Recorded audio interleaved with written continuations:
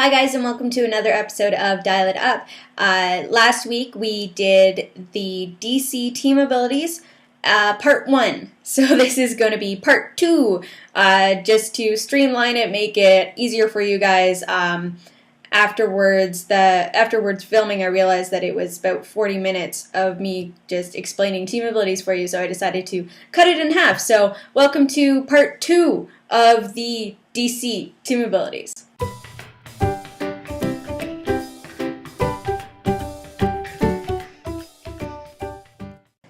Next up is Mystics. Now, Mystics is one of 2 team abilities that is going to show up on both the DC team ability list and the Marvel team ability list, and it is considered both. It is considered both a DC team ability and a Marvel team ability. So when you have special powers that show up, saying that you have to pick a Marvel team ability or a DC team ability, it is considered both. So you're not restricted there. You can choose Mystics on either side. When a character using the Mystics team ability takes damage from an attack, the attacker is dealt 1 unavoidable damage. This damage is not an attack. Important things to note on Mystics. It has to be from an attack. Poison is not an attack. Poison is not going to activate Mystics. It is dealt 1 unavoidable damage, so there's no way of getting around that. You are going to take Mystics. Unless your character says it ignores the Mystics team ability, you're going to take that 1 damage for damaging a Mystics. And also part on that wording is that it has to take the damage. So their dial has to physically turn in order for them to deal Mystics feedback back to you. And this damage itself is not an attack. So if a Mystics character attacks a Mystics character, dealing Mystics damage to a Mystics character isn't going to deal Mystics damage. That actually had to be added in. When this team ability first came out, that was not a stipulation. There were plenty of times where a Mystics character attacking a Mystics character caused Mystics damage. Not anymore, which is good. Outsiders. Give a character using the Outsiders team ability a free action to choose a character, including itself. It may choose itself within 10 squares in line of fire. Until the beginning of your next turn, the chosen character's combat values can't be modified. And then this is one of those team abilities that is uncopyable. This team ability, I actually just recently fell in love with it. This team ability is awesome. Basically, whoever has the Outsiders team ability, you're going to get that free action. And you're going to pick a character that is within 10 squares and line of fire. So as long as you can see them, if they're in 10 squares, that character can't modify their combat value. So no perplex, no range combat expert, no close combat expert, anything that would modify those combat values, you can't do that for that turn until the Outsiders controller's next turn. The thing that is really fun about this team ability, what helps you out, is that you can target yourself. So if you're in a dangerous area, if you know that something's going to happen to your figure, like if you're up against a lot of perplex or anything that's going to bring down your combat values, you can choose yourself. And then your opponent can't hinder you.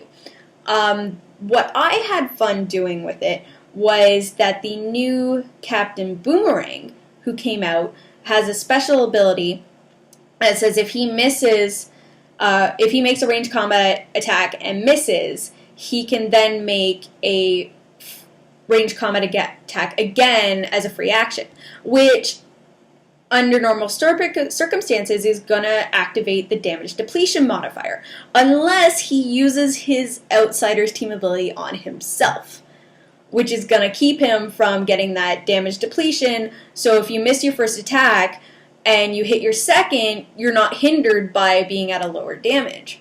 So that's an awesome piece to work with that team ability.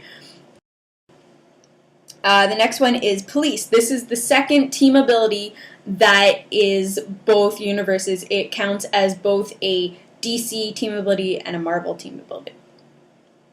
When a character using the police team ability is adjacent to a friendly character making a ranged combat attack, modify the target's defense value by -1 if the target is within line of fire of this character. So this one's pretty cool. Basically, if you have a friendly character next to you that's making a ranged combat attack, if your police character can see that character, doesn't have to be within range, because the police guys don't usually have huge ranges. I think they cap usually at 5 or 6. They don't have huge ranges. So anybody friendly with that team ability, if they can see the opponent that you're trying to attack, you get to minus their defense, which is pretty good. So yeah, it can be pretty helpful with taking down a defense. The good thing on that is that it's not going to change your modifiers. So you can, on the rule of 3, you can add 3 perplexes to your attack somehow, and then have the police ability take down the defense. So now it's like a discrepancy of 4, basically.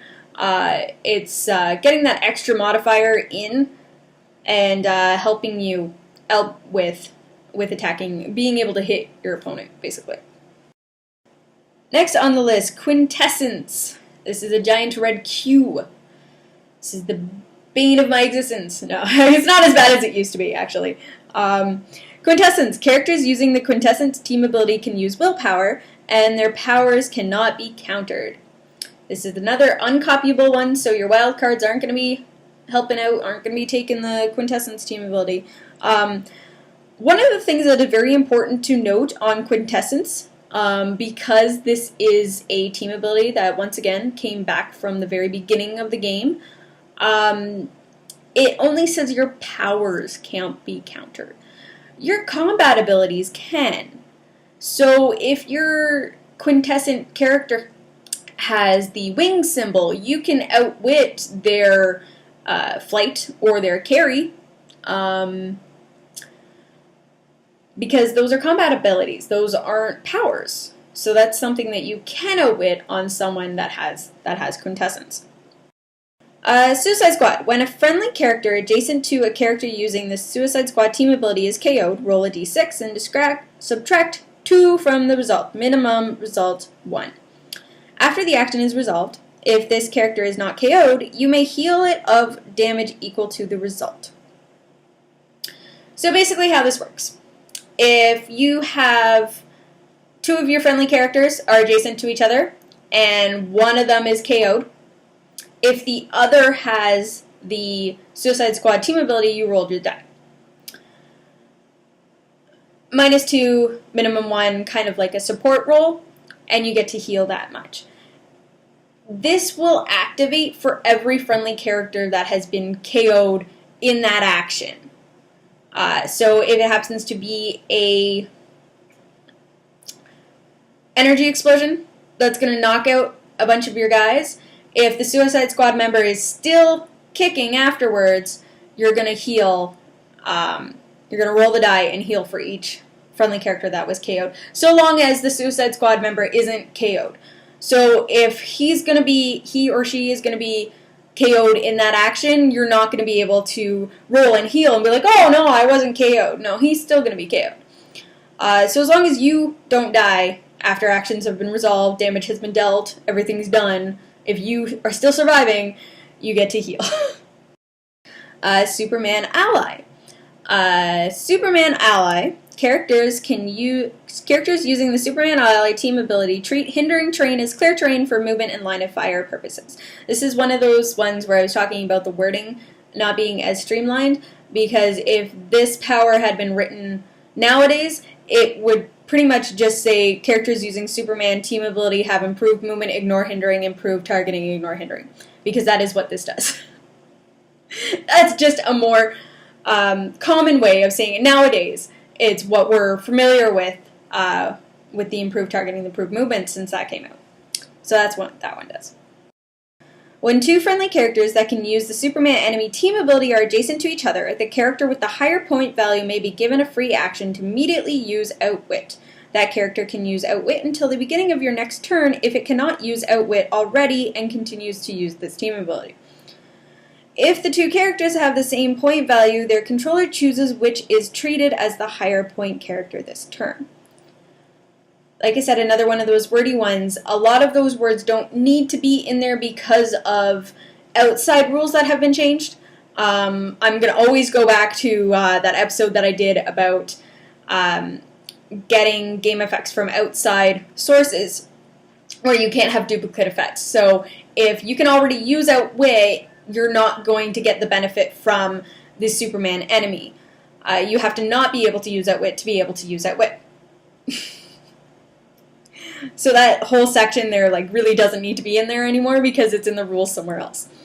But anyways, so you got two characters next to each other as long as they both have the Superman enemy or one of them is wildcarding it from the other. The higher point value gains Outwit. They can use Outwit under all normal circumstances. Every other rules that apply to Outwit will apply to this use of Outwit. They just get access to it. And if both of them happen to be the same point value, which came up in our sealed the other day where we had 150 point Bizarro and 150 point Lex Luthor, you just get to choose which one's going to be given the free action to use Outwit. Titans! And I just realized now that this isn't called Teen Titans anymore, it's called Titans! When two friendly characters that can use the Titans team ability are adjacent to each other, give one of them a power action and roll a d6. Heal the other of 1 damage. If the result was a 1 to 4, deal the character given the power action 1 unavoidable damage. This is basically, if your characters have the same team ability, once again, either both printed or wildcarded or come from another source, as long as they are both Titans, give one a power action, heal the other one of 1 click. Then you roll a die. If it's a 1 to 4, the one that was given the power action takes the 1 unavoidable damage. It is 1 unavoidable damage, so there's no way around it. You're going to take that damage. So it's essentially trading a click for a click. I'm going to hurt myself to heal you. I'm going to take a click to give you a click. Now, this is one that I was actually adapted, updated since it first came out. That roll-off didn't used to be there. It was just always give a click for a click. Now that roll-off is there, as you notice with the streamlining wording, they don't say what happens if you roll a 5 or 6. Which basically, if you roll a 5 or 6, you don't take the 1 unavoidable damage. It doesn't need to be said. A lot of rules nowadays will be omitted only because they deem that common sense will let you know what will happen if it doesn't. Where I'm going with that. So basically on a 1 to 4, you take a damage. On a 5 or 6, you don't take a damage, and you just get to heal your friend a click for a power action, which is pretty cool. I mean, you get a 1 in 3 chance of not hurting yourself. The one thing to note on this is not really anything to do with this power, is that once I get into the Marvel team abilities, you'll notice that there's a lot of Marvel team abilities and DC team abilities that are the exact same ability, but under different names. What you need to know about that is that they don't combine. Where you can't gain an effect if you can already use the effect, so certain abilities aren't going to stack and combine.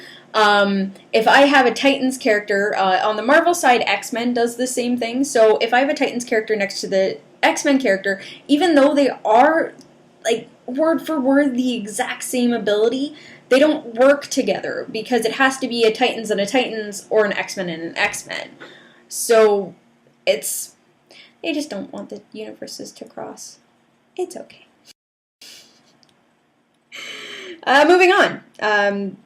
Underworld. Underworld. This is actually a newer ability within the last 6 years, I should say. But it was added afterwards. It's not one of the original ones. When a character using the Underworld team ability is given a move action, it can use the carry ability, but only carry characters using the Underworld team ability. It can carry 2 friendly characters if both also have a lower point value. So, much like a lot of these team abilities, if you have 2 characters with that team ability, you can use carry, only to carry someone else with that team ability. So it can be useful. I mean, granting the use of carry helps you move your characters around. Like, there's no downside on that other than the fact that they both have to be Underworld. Now, if everybody's Underworld, you can carry 2 friendly characters so long as both of them are a lower point value. The Underworld characters that have come out, characters that have the Underworld team ability, tend to be very low points anyways. There's a lot of Harley Quinns that have it. There's some thugs, I think, that have it. It was running rampant through the Batman. The Batman sets that came out is where you see a lot of the Underworld team ability come about. So yeah, a lot of lower point characters have this team ability anyways.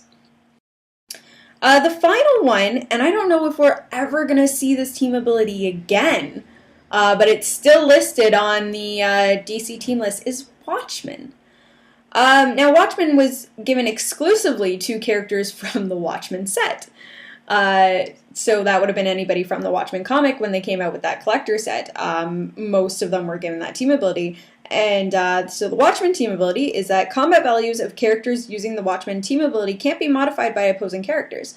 So you're not going to see a perplex down or any special abilities that would cause you to have a minus attack or minus defense. Or the PD team ability, police team ability, where it would minus your defense. PD versus Watchmen, no, can't be modified by opposing characters. So, I mean, that's one of those team abilities. It's kind of cool to know, but I don't know how often you're going to be able to use that knowledge, because I don't see them reprinting Watchmen anytime soon. So, anywho, that wraps up all of our DC team abilities. So, if there's anything you guys think I missed, any comments, questions, suggestions for another episode, comment down below, and we'll see you next time for another episode of Dial It Up. Married with Clix is proudly sponsored by Majestic's Comics, Collectibles, and Games, located in Costa Mesa, California, near the Orange County Fairgrounds. If you don't happen to live in the Costa Mesa, California area, though, you can check out their website, linked down below, majesticccg.com, where you can check out all kinds of stuff to shop for, their regular tournament listings if you happen to live in the area, or if you need to shop, they've always got some Heroclix stuff if you check out both their eBay store, which is linkable in their website, as well as their online store, which I believe should be having product added soon enough. Also, they keep regular articles written by some of the great minds in Heroclix, including Adam Friedman, the 2014 Heroclix Nationals champ, and of course, the owner of the store, Patrick Yabjoko, the 2014 Heroclix Worlds champ, 2014 Team Worlds champion, as well as the 2014 DragonCon ROC champion. Wow, that's quite a year he had last year. I think he's going to repeat it in 2015, right? So, don't forget to check the link down below, or check out the store if you live in the area.